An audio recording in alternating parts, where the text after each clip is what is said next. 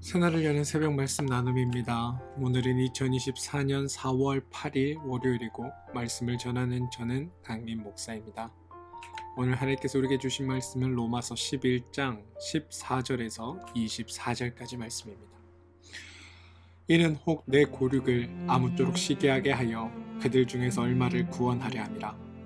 그들을 버리는 것이 세상의 화목이 되거든 그 받아들이는 것이 죽은 자 가운데서 살아나는 것이 아니면 무엇이리요. 제사하는 처음 익은 곡식가루가 거룩한즉 떡덩이도 그러하고 뿌리가 거룩한즉 가지도 그러하니라. 또한 가지 얼마가 꺾이었는데 돌 감람나무인데가 그들 중에 접붙임이 되어 참 감람나무 뿌리에 진액을 함께 받는 자가 되었은즉 그 가지들을 향하여 자랑하지 말라. 자랑할지라도 내가 뿌리를 보존하는 것이 아니요 뿌리가 너를 보존하는 것이니라. 그러면 내 말이 가지들을 꺾인 것은 나로 접붙임을 받게 하려 함이라 하리니 옳도다. 그들은 믿지 아니함으로 꺾이고 너는 믿음으로 섰느니라. 높은 마음을 품지 말고 도리어 두려워하라. 하나님이 원 가지들도 아끼지 아니하셨은즉 너도 아끼지 아니하시리라. 그러므로 하나님의 인자하심과 준엄하심을 보라. 넘어지는 자들에겐 준엄하심이 있으니 너희가 만일 하나님의 인자하심에 머물러 있으면 그 인자가 너희에게 있으리라. 그렇지 않으면 너도 찍히는 바 되리라. 그들도 믿지 아니하는데 머무르지 아니하면 접붙임을 받으리니 이는 그들을 접붙이실 능력이 하나님께 있음이라. 내가 원 돌 감람나무에서 찍힘을 받고 본성을 거슬러 좋은 감람나무에 접붙임을 받았으니 원 가지인 이 사람들이야 얼마나 더 자기 감람나무에 접붙이심을 받으랴. 로마서 11장 14절에서 24절까지 말씀입니다.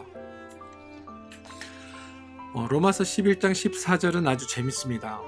이는 혹 내 고륙을 아무쪼록 시기하게 하여 그들 중에서 얼마를 구원하려 함이라. 11절 말미에도 14장 11절 말미에도 비슷한 말이 나옵니다.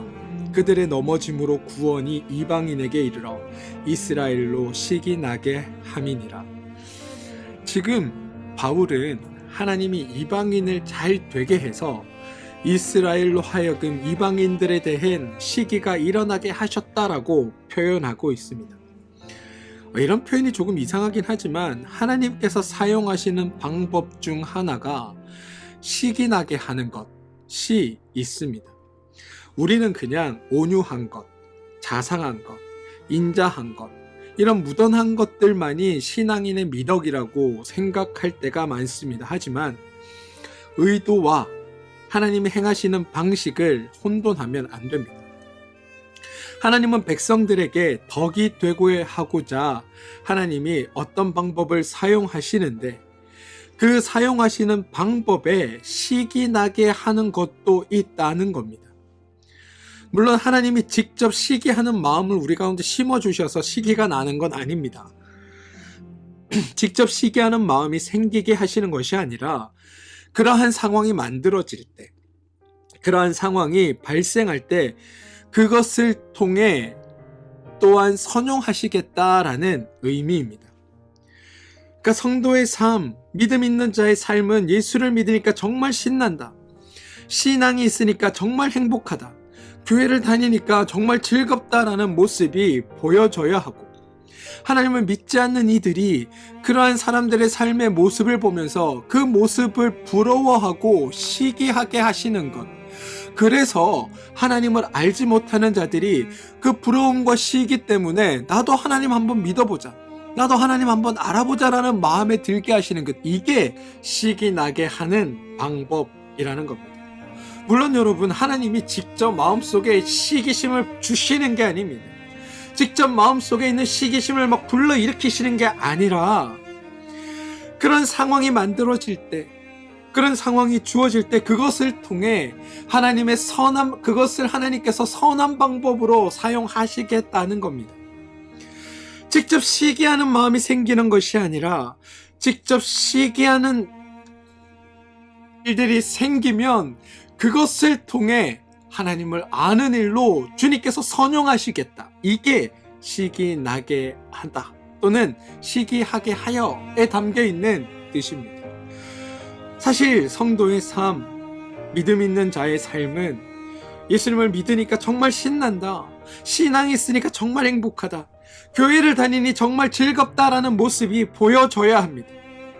전도의 가장 좋은 방식은 성도가 예수님 때문에, 교회 때문에, 신앙 때문에 즐겁고 신나고 행복하게 사는 모습을 보여주어서 성도를 바라보는 사람들이 시기가 나고 셈이 나고 질투가 나게 하는 것에 있습니다.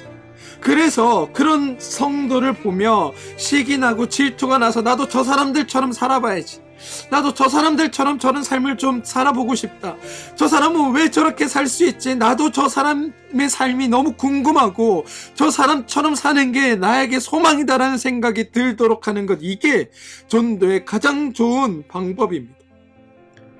전능하신 하나님이 우리와 함께 하십니다, 이렇게 고백하고 찬양하면서 걱정하며 살아가는 것, 이건 여러분 앞뒤가 맞지 않습니다. 우리의 삶을 주관하시는 분이 하나님이십니다, 내 삶의 주인은 하나님이십니다라고 고백하고 노래하면서 하나님 내 삶의 형편을 바꿔주십시오라고 말하는 건 앞뒤가 안 맞는 일 아닙니까? 여러분, 체념하고 살라는 게 아닙니다.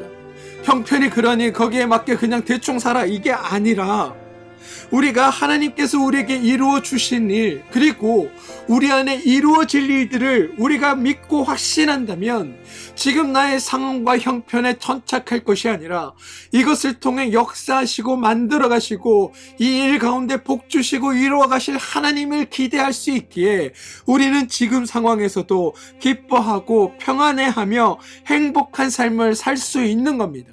그리고 그렇게 살기에 지금의 형편과 상관없이 기쁘고 즐겁고 행복하게 사는 모습을 통해 비슷한 상황에 놓여 있는 자들이 그렇지 못하는 자기네 처지와 그것과 정반대로 살아가는 우리의 삶을 비교해 보며 우리를 시기하고 질투하게 되는 것, 그리고 그 마음이 생길 때 하나님이 그것을 선용하셔서 그 마음이 하나님을 믿는 마음으로, 하나님을 알고 싶어하는 마음으로 바꾸어 가시겠다라는 게 14절의 고백임을 우리는 기억할 필요가 있다는 겁니다. 시기하게 하여 그들 중에 얼마를 구원하려 함이라. 그럼 여러분 한번 잘 생각해 보십시오. 하나님을 믿고 하나님이 이루어내신 일과 완성하신 일 앞에 성도는 즐거워합니다, 기뻐합니다. 또 지금의 상황에 절망하지 않고 더 새로운 소망을 품고 열심히 살아갈 수 있습니다. 비슷한 처지에 있는 사람들은 지금 주어진 환경과 상황 때문에 좌절하고 눈물 짓고 괴로워하는데, 똑같은 상황에 있는 다른 사람은 기뻐하고 즐거워하고 소망을 가지고 더 열심히 살아가는 모습을 보인다면 그것을 바라보는 사람들 마음속에는 그들이 왠지 부럽지 않겠습니까? 시기함이 생기지 않겠습니까? 성도 아닌 이들은 성도를 바라보며 사실 부러워해야 하고 질투를 느껴야 하고 샘나야 하고 시기 나는 일들이 있어야 합니다. 다시 말해 성도인 자들은 그렇지 않은 자들이 부러워하는 삶을 살아야 한다는 겁니다. 불신자들이 생각에는 내가 더 부자고 내가 더 많이 배우고 내가 더 잘나고 모든 면에서 내가 더 나은 것 같은데 왜 살아가는 모습은 저 사람이 더 행복한 것 같지? 왜 살아가는 모습은 저 사람이 더 기쁜 것 같지? 왜 내 삶은 이렇게 힘든데 저 사람들은 저렇게 행복해하고 즐거워하며 사는 거지? 그러면서 나도 저 사람들처럼 살고 싶다, 나도 저 사람들과 같은 마음으로 살아가고 싶다, 나도 저 사람들의 삶이 부럽다라는 생각들이 들도록 성도는 그런 삶을 살아야 한다는 겁니다. 그런데 여러분, 이건 억지로 그렇게 살아라 라는 명령이 아닙니다. 우리가 하나님께서 이루어내신 일, 우리가 신앙을 알면 자연스럽게 그렇게 됩니다. 나에게는 하나님이 계시고 나는 영생이 있고 나에게는 축복이 주어졌고 그렇기 때문에 나에게는 평안이 있고 그렇기 때문에 나에게는 즐거움과 행복이 주어졌어 라는 그런 넉넉한 마음을 우리가 자연스럽게 가지게 된다는 겁니다. 그리고 이런 삶을 통해 불신자를 시기나게 하고 또 그 시기가 하나님을 찾게 되는 삶이 되는 것. 저들이 시기가 나고 질투심이 나서 나처럼 되고 싶다, 저 사람처럼 살고 싶다라는 마음이 들게 하는 것. 그래서 그들 스스로 하나님을 찾도록 하는 것. 이게 14절 말씀대로 아무쪼록 시기 나게 하여 그들 중에 얼마를 구원하려 함이라의 의미입니다. 근데 여러분, 정말 조심해야 하는 것이 있습니다. 수단이 의도를 삼켜버려서는 안 된다라는 겁니다. 무슨 말이냐면 고린도서 9장 20절과 21절은 이렇습니다. 유대인들에게 내가 유대인과 같이 된 것은 유대인을 얻고자 함이요, 율법 아래에 있는 자들에게는 내가 율법 아래에 있지 아니하나 율법 아래에 있는 자 같이 된 것은 율법 아래에 있는 자들을 얻고자 함이요, 율법 없는 자에게 내가 하나님께는 율법 없는 자가 아니요 도리어 그리스도의 율법 아래에 있는 자이나 율법 없는 자와 같이 된 것은 율법 없는 자들을 얻고자 함이라. 약한 자들에게 내가 약한 자와 같이 된 것은 약한 자들을 얻고자 함이요, 내가 여러 사람에게 여러 모습이 된 것은 아무쪼록 몇 사람이라도 구원하고자 함이니 내가 복음을 위하여 모든 것을 행함은 복음에 참여하고자 함이라라고 고백하고 있습니다. 무슨 말이냐 하면 이 모든 일들이 무엇 때문에 하는 것이냐, 그들을 왜 시기나게 하는 것이냐, 무엇이냐 하면 구원하기 위해서라는 겁니다. 이 모양 저 모양을 갖추어 다양하게 행동하는 목적이 있는데 그게 무엇이냐면 저 사람을 구원하는 것이 목적이라는 겁니다. 로마서에서 바울은 하나님이 이스라엘로 하여금 시기 나게 하셨다라고 합니다. 그리고 그 목적은 궁극적으로 이스라엘을 구원하기 위해서입니다. 하나님께서 이방인들을 잘 되게 하고 이방인들을 복되게 하고 이방인들이 하나님 안에서 참된 자유와 기쁨을 누리고 하나님의 자녀로 살아가게 하는 것을 통해 이스라엘 사람들이 그 이방인을 시기하게 하셨습니다. 왜? 그들이 이방인을 시기해서라도 하나님을 알고 하나님의 품과 뜻 안으로 들어오기를 바라시는, 이스라엘이 구원받기를 바라시는 하나님의 뜻 때문이라는 겁니다. 오늘 우리가 읽은 14절의 말씀, 시기하게 하려도 마찬가지입니다. 하나님을 믿는 성도의 삶을 하나님을 믿지 않는 이들이 시기하여 그 시기로 말미암아 하나님을 알게 하고자 그 시기의 마음을 이용하시겠다는 게 주님의 뜻입니다. 그런데 이게 바뀌면, 이 의도가 바뀌면 그리스도인들이 하나님을 믿지 않는 이들 앞에 잘난 척하거나 자신의 의를 드러내거나 자신의 대단함을 나타내는 일들이 될 수 있다는 겁니다. 그런데 여러분, 이러면 절대 안 됩니다. 잘난 척하는 것이 되면 절대 안 됩니다. 시기 나는 것은 괜찮은데 기독교 교회 다니는 것들 꼴 보기 싫어, 상종하기 싫어, 이렇게 되면 안 된다는 겁니다. 그럼 원래 목적과 이것이 틀려지게 됩니다. 그래서 18절이 나옵니다. 절대 자랑하지 말라. 17절과 18절을 보시면 또한 가지 열마가 꺾였는데 돌 감람나무인 내가 그들 중에 접붙임이 되어 참 감람나무 뿌리의 진액을 함께 받는 자가 되었은즉 그 가지를 향하여 자랑하지 말라. 내가 자랑할지라도 내가 뿌리를 보존하는 것이 아니요 뿌리가 나를 보존하는 것이라 라고 말하고 있습니다. 여러분, 이게 무슨 의미냐 하면 하나님이 너를 선용하셔서 너에게 축복하시고 너에게 좋은 것을 베푸시고 너를 복되게 하셨, 이거 가지고 나는 하나님의 축복받는 자들이고 나보다 못한 너희들은 하나님께 버림받았어, 혹은 나 봐, 나처럼 하면 너도 복받을 수 있어, 나 봐, 하나님이 나를 얼마나 사랑하시는지, 아유 너 그렇게 살아가지고는 안 돼, 이렇게 판단하고 정죄해서는 안 된다라는 뜻입니다. 우리가 하나님께 복을 받는 것은 하나님의 뜻이고 하나님의 의도입니다.